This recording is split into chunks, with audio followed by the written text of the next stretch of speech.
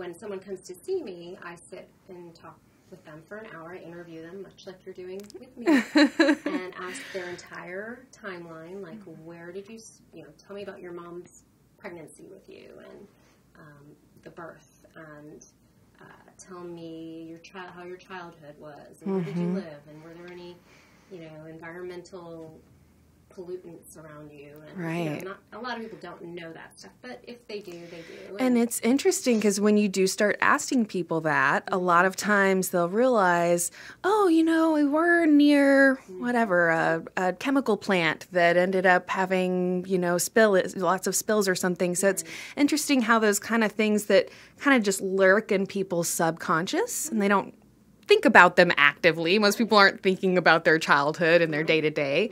But then when you start talking with them about it, a lot of times those things do come up. And so it sounds like you're just trying to get a really, start to finish kind of view of what they've been going through. Yeah. So interestingly, in Native American medicine, here in the U.S., and maybe elsewhere, I don't know, I've learned that they will they don't even interview you as the patient. They'll call in, where's your mom and your grandmother? Wow. And they don't really, it's not about you. It's about the lineage and, how things are passed on energetically or spiritually. And wow. So, I am not a shaman. I wish I was, or a medicine woman. But I have picked up pieces from all kinds of cultures all over the world. Wow. And a lot of what we try to do is evidence-based. So there should be some studies at least showing no harm or little harm, or knowing where the harm is. Right. Dosing and what part of the plant, if we're doing herbal medicine, and, things like that.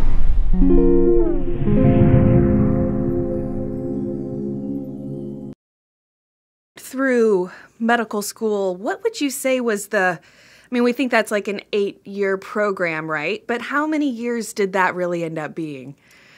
So med school and the training that comes after, and even the education that comes before, for me was 4 years of undergrad. So you do pre-medical biology and chemistry courses, physics, all of that lovely stuff.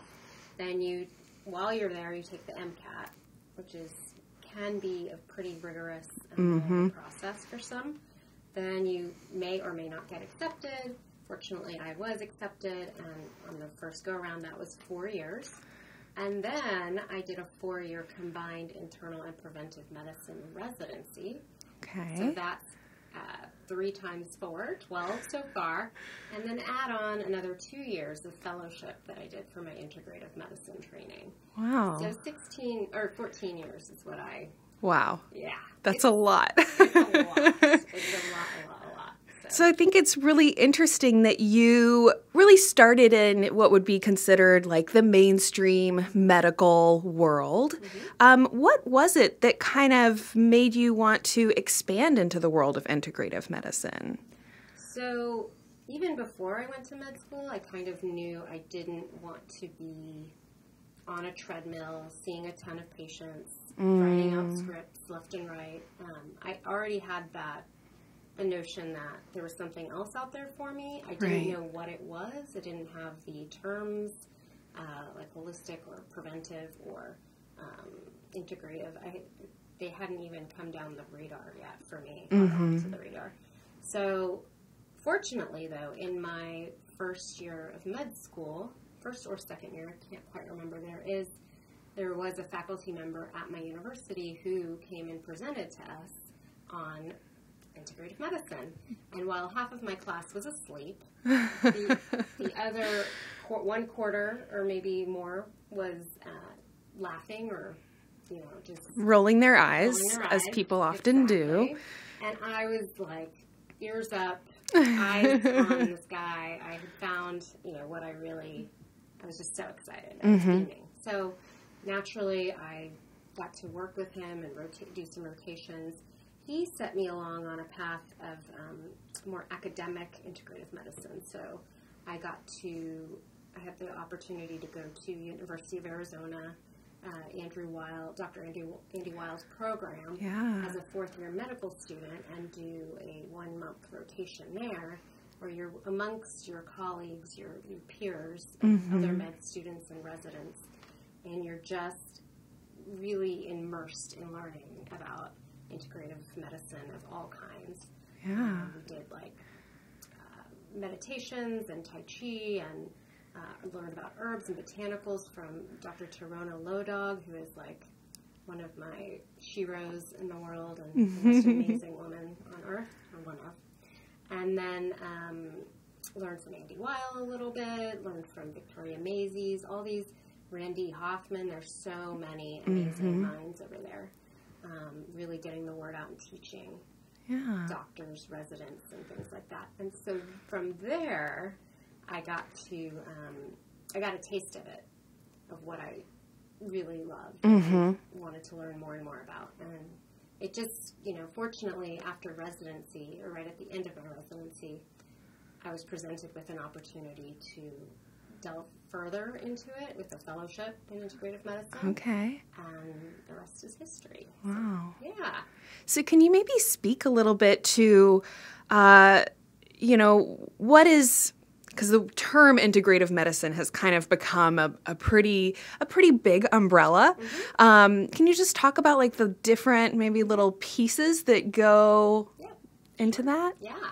So, yes, as you mentioned, integrative medicine or holistic medicine is a very, actually I would say those two things are separate. Okay. Holistic medicine really just refers to addressing the whole person. Whether that's the whole person with medications and pharmaceuticals and surgery, versus the opposite, natural ways to address it is up to the practitioner. Integrative medicine blends basically the best of all healing modalities, including allopathic medicine, into a, holistic medical system. Right. So, like, when someone comes to see me, I sit and talk with them for an hour, interview them, much like you're doing with me, and ask their entire timeline, like, where did you, tell me about your mom's pregnancy with you, and the birth, and tell me how your childhood was, and where did you live, and were there any, environmental pollutants around you, and not a lot of people don't know that stuff, but if they do, they do. And it's interesting because when you do start asking people that, a lot of times they'll realize, we were near whatever a chemical plant that ended up having lots of spills or something. So it's interesting how those kind of things that kind of just lurk in people's subconscious and they don't think about them actively. Most people aren't thinking about their childhood and their day-to-day. But then when you start talking with them about it, a lot of times those things do come up. And so it sounds like you're just trying to get a really, start to finish kind of view of what they've been going through. Yeah. So interestingly, in Native American medicine, here in the U.S., and maybe elsewhere, I don't know, I've learned that they will they don't even interview you as the patient. They'll call in, where's your mom and your grandmother? Wow. And it's not about you. It's about the lineage and, how things are passed on energetically or spiritually. And wow. So, I am not a shaman. I wish I was, or a medicine woman. But I have picked up pieces from all kinds of cultures all over the world. Wow. And a lot of what we try to do is evidence-based. So there should be some studies at least showing no harm or little harm or knowing where the harm is. Right. Dosing and what part of the plant, if we're doing herbal medicine and, things like that. And of course, so everyone tends to gravitate toward their favorites. So no one person can know every detail of everything. Right. Because there's just too much to know. So integrative medicine is an umbrella term. I personally think it holds, there's so many little layers and big layers in there. So anything from nutrition, so that includes nutritionists and health coaches and motivational interviewing and all the various diets that are out there. Right. From vegan to Pegan? ketogenic. Yeah. Is that like paleo vegan? Yeah. Oh, Yeah. Used my context clues there. I know. I mean, it exists. It's out there. There's intermittent fasting, and there's 100 million different ways to be a human these days. Definitely. Functional medicine, it involves that. So, kind of a more biochemical systems-based system. Ayurveda, which is from India, the country, not native India, Right. Native American. Native folk medicine, like curanderismo from the Latin states and countries, culture, right. and Native American medicine. It really ranges the gamut. Massage, acupuncture, or TCM, traditional Chinese medicine. Right. Chiropractic. I mean, anything and everything. Right. Can fall under integrative medicine. Right. So then from the patient's perspective, can you maybe speak a little bit to, because I think for a lot of people who are maybe experiencing some kind of a health issue, and especially those kind of chronic conditions or what I've heard people refer to as medical mysteries, where maybe the doctors tell them, oh, we just really don't know what's causing this problem or whatever. What would you recommend to someone, with all of these different options at their fingertips? What would be the path for the patient to really get the answers that they're looking for? So number one, I think you really need to find someone that listens. Yeah. And that's the most important therapeutic relationship factor. If people feel like their doctor is just dodging their answers or their questions or inquiries, then, doctors aren't taught to deal with these medical mysteries. We really don't have all the answers, and that's where the integrative medicine piece comes in, or even alternative medicine. So alternative means instead of, right? It's not it's an alternative. It's the other. I would say, so for people suffering and, and that's a lot of people all over the world. You really need to work with a practitioner who gets you, who just is there for you. And even if they don't have all the answers, learn from each other. They can talk to you about what they do know, and maybe you can enlighten them on what you know. And, unfortunately, our medical system doesn't really allow for this deep learning exchange that I have learned throughout my career so far. However, there are ways to find that, and there are some really, really dedicated, passionate, allopathic Western docs who just, they just don't know. We get 16 hours of nutrition training in medical school. Wow. And so out of you just said it was around 14 years, but I know you did a lot of that additional integrative training. So the typical medical program, we think about 8 years, 16 hours? 16 hours. Of nutrition training? Wow. And really all it is how do these specific compounds break down in the body? How are they digested and metabolized? Wow. And utilized in the body. Other than that, we're not getting you should tell your patients to eat 5 to 7 or 12 servings of vegetables a day. These are what whole grains are, and this is, obviously people pick that up, and there are doctors giving out that information. They didn't need extra training. We all know vegetables are better for you than French fries and pizza. That's intuitive, but so it's you can't say one is good. There's one thing that's good and the other is bad. Everything should be working in harmony. Yeah. And really complementing each other in that way. Right.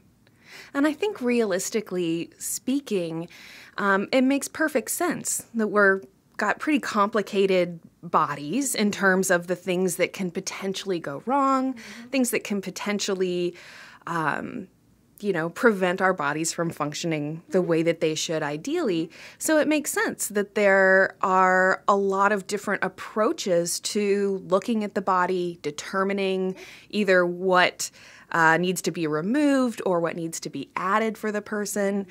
So it sounds like on a person-to-person basis that looking for a doctor who will listen, which is a big thing. Because I know that when I used to go to the general practitioner, I felt like all I wanted to do was get out of their hair. They were in a rush. I didn't want to take up their time. I didn't want to ask them additional questions.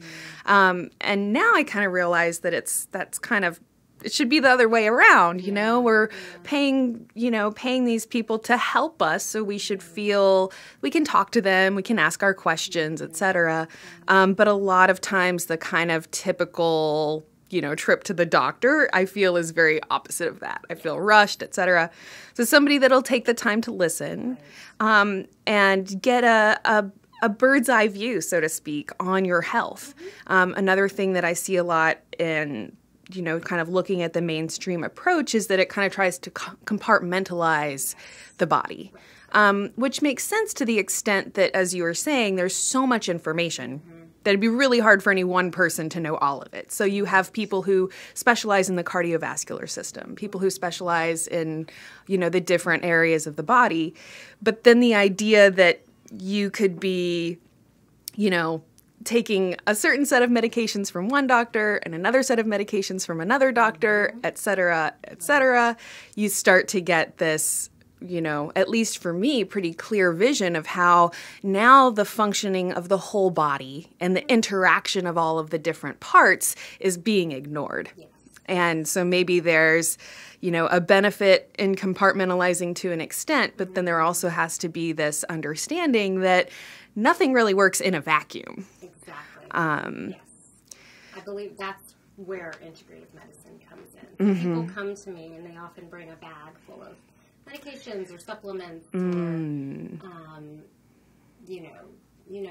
who knows what. Right. And I will go through and kind of, pick and choose which ones, make sure they're on the right dose of things or, sometimes we overdo it with the supplements. Like, let's get off of some of these things. Or even with the medications, an elderly person on too many medications, that is actually dangerous. So you want to eliminate those variables. Right. So, yes, we do need specialists, like, in general, and they're very important. You do not want me as your surgeon. You do not want me as your cardiologist interventionally. Like, if you have a heart attack, I will not know how to put a balloon in your coronary artery and stent it. But I will try to keep you from having that heart attack. Right. And I will, try to keep you alive longer using fewer medical resources. That's my goal. It's really to kind of take the weight off of the system a little bit, at least a little bit, We use very, very expensive procedures and medications, and really a lot of it can be, 80% is estimated that of illness in America at least, and probably the rest of the world as well, although we are one of the biggest outliers in terms of disease prevalence and burden. But 80% can be prevented. Wow. So 80% of all, heart attacks, strokes, diabetes, all of these cancers, like most of them can be prevented with diet, exercise, stress reduction, and eliminating environmental toxins. So, these things are not expensive. Diet, exercise, stress reduction. Those are life changes that all of us can make. Right. And yet we rely very, very heavily on extremely expensive procedures, specialists, and medications. So tipping the balance a little bit, at least towards prevention versus treatment is my goal in life. Right. And I think it's also worth noting that, in addition to those interventions being usually very costly. They're also very invasive to the person. You know, by the time that it's a surgical procedure that you need in order to survive, not only is the medical issue that got you up to needing that surgery causing a huge amount of stress on the body, but now the treatment itself is going to cause a huge amount of stress, and you're going to need that recovery time. And I think that's a big piece that, you know, people don't necessarily realize. You know, there's a lot of people who I think know that there's things we can do to help prevent a lot of these chronic diseases. They're like, whatever, I'll worry about it later. Or I'd rather eat this junk food than worry about it. You know, it'll be someone else's problem later. But realistically speaking, it is going to be their problem. And I think that it's really unfortunate that we're kind of living in a culture where the major, you know, what do I want to say? I think it's just very unfortunate that we're living in a culture where the biggest manufacturers, the biggest advertisers we're exposed to are unfortunately selling these really harmful foods. You could talk about the refined sugar, the general processing, the GMOs. I mean, just looking at what we are, you know, not only have access to everywhere, but what they are using, you know, billions of dollars to advertise to us, that I totally understand why people are feeling like, I'm going to go through the drive-thru and worry about it later. But at the same time, if you can maybe get an idea of like what you're really setting yourself up for, at least for me, that becomes the impetus to choose something healthier, to, you know, make time for exercise. Or I think the managing stress thing is so big right now. And, you know, I remember when I used to hear people like, oh, you got to avoid stress. I thought, well, that's impossible. Like, could you come up with a more like ridiculous thing to tell someone to do? Well, try to avoid stress. So, you know, one of the things we're really dedicated to with WellnessPlus is trying to teach people how you manage stress. Oh, well, you do a couple minutes of deep breathing. You know, make a meditation practice or a yoga practice, something that you're, you know, doing specifically to help manage your stress levels and reduce your cortisol, et cetera. Go outside. Yeah. You're in nature. You're physically active. You sleep more. Like, yes, all of the above. And I think it's so funny because when you are looking at the kind of holistic or more natural approach, it does kind of come down to those things like, well, eat your vegetables, get plenty of sleep. And people kind of, you know, shrug their shoulders or roll their eyes at those things. But I think it's really interesting, you know, on the other hand, hey, those, like you kind of mentioned a second ago, those things are actually really easy to do. But what does it take to really inspire people to do them? That's the $1 million question. I mean, I think if we knew that answer, every person on the planet would be living a healthful, happy life. Unfortunately, the influencers around us are not interested in our health and wellness per se, or maybe they say they are, but they really aren't. They're interested in their bottom line, and they want to sell more cookies and candies and crackers and sodas, and that's their bottom line. And more french fries, more all of it.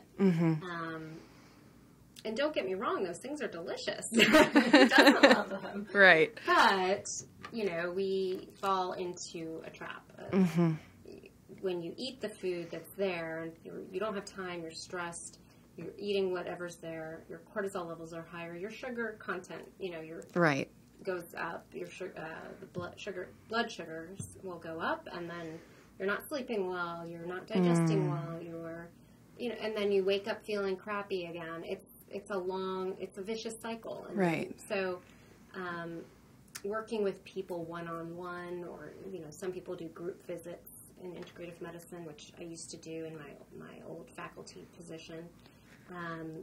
It's really therapeutic. It really helps people kind of, oh, well, what can I do right now to improve my health. And it doesn't have to be, I'm going to run a marathon. You don't have to become a CrossFit champion. Right. You can just add some more vegetables to your plate with each meal. Right. Just one serving extra, and take away, that fried food, or right. that one less serving of that. Take away the soda and substitute with unsweetened iced tea, or whatever it is. Right. That's why we need an army of people doing this one-on-one, because every person will be different. Right. And there is no one size fits all, unfortunately. It'd be a lot easier if there was. Right. But right. the thing that you reminded me of a quote that says, and I may butcher it, but the takeaway is, if you think eating healthy or having healthful behaviors now is expensive, wait until you're diagnosed with insert right. chronic disease or right. terminal illness now. So people are out like, oh yeah, diabetes, that's manageable. Okay, it is. It's very manageable. But you're literally taking a piece of needle and sticking your finger 3 to 4 times a day, depending on your control. You have to have the supplies, the test strips to do that. Those things are expensive. Like, my patients always complain how expensive they are. The glucometer, insurance may or may not cover that. Oh, wow. Yeah. If you're on insulin, that's extremely expensive. I would say even $100, $150 a month. So...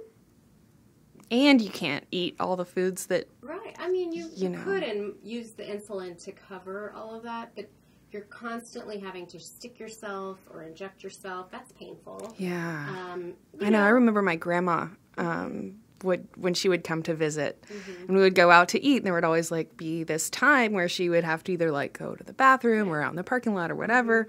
And thankfully, I never had to see her inject, but I know that was a very traumatizing thing for me as a kid. I remember thinking, oh my God, and then when I learned later about diabetes and what it was and everything, I thought, oh, that's what she was doing. That's what she was doing. And I just remember thinking how horrible that seemed, that she always had to be doing those injections and testing her blood. And just the couple times I've had to prick my finger for a blood test or something. And I'm kind of a wuss, but I can't, but having to do it every day, several times a day, I mean, that would be, I would say that is not worth, throwing caution to the wind now. Right. Also added on is the medications don't make you feel that great. Yeah. I mean, so insulin, you gain weight. That's a typical side effect from insulin. You just, when your sugar's high, you don't feel well at all. You have brain fog, headaches, nausea, fatigue. There's all kinds of things. And then you're on a whole slew of other medications, and you have to go see the doctor at least every 3 months for just your primary care. Wow. Then the cardiologist, then the kidney doctor, then the eye doctor every year, the foot doctor every year. I mean, these are huge ramifications. We're not talking, and this is on how many people in the U.S.? 8 billion? If 30 million people and rising have diabetes, this is where our expenses are. And not I would never say that people don't need a treatment. They do. And we need to, but, that's one piece of the pie. And right. The low sugar pie. Fruit-filled, the stevia pie. Yeah, the stevia pie, yes. So, I just think the whole mentality of, not taking care of yourself when you don't know when you're going to die. Yeah. You could die tomorrow. Is just, it's not valid. I don't understand it. I can't relate to it. Right. And most people who come to me are extremely proactive in their health, and so I do have a pretty skewed population and skewed bias, but right. Yeah. So just and that would be interesting to hear. What are the most common things that you see in your practice? And I think it is worth mentioning that, clearly there are far more people who are kind of still in that mainstream approach. Yeah. What is it that causes someone to say, I want to find an integrative doctor, or, what it is that brings them to your doorstep, so to speak? So usually my patients, I see, and Austin is a very unique place. So let's put that out on the table. The health and wellness industry here is vibrant. People are outdoors, they're canoeing, they're hiking, they're with their dogs, rock climbing, doing yoga on every corner. Right. So we're really lucky. It's a young population, for the most part, young. But there are also huge disparities. If you go into the poorer parts of town, there's rampant alcoholism and drug use and diabetes and all the cardiovascular illnesses that are out there. So it's a wide spectrum. But what usually brings people to my door is they're uninsured, and I do accept cash, so I'm only cash, I don't take insurance. Or B, which is a bigger population, they've been through the gamut of Western medicine. They're sick and tired of being sick and tired, and they want someone to go a little deeper and to look further down the rabbit hole of their health. To view the full video version of this interview, along with hundreds of other life-changing health and wellness videos, subscribe to WellnessPlus.tv, or simply become a Patreon supporter at patreon.com/Psychetruth. And remember that if you want to be alerted of our new YouTube videos, you've got to be subscribed and click that notification bell. You can listen to this full podcast interview for free right now on your favorite podcast apps, including Spotify, Apple Podcasts, and more. I've included all the links you need down in the description below.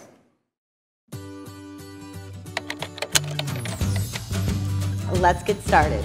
We are going to rock out with some of the most essential ab exercises that you need to have the abs that you've always dreamed of. Hi, I'm Hannah, and welcome to my 10-minute HIIT series. It's going to maximize your time, burn more calories, and give you more bang for your buck. This is how to massage for beginners. Now we'll be going over basic techniques, but most importantly, we're going to talk about some of the secret tricks and techniques that you can do that will make any massage move feel good. I've blended techniques to help you connect with students, and you can be a rock star teacher. You don't have to be flexible to do yoga. You just have to breathe and follow along with these poses. So this is a fantastic course for you if you are looking to find more confidence in your yoga practice. Welcome back to Yoga with Jess. We're going to work on some foundational basic postures. We're going to progress through some intermediate and advanced postures and just address overall wellness and stress reduction.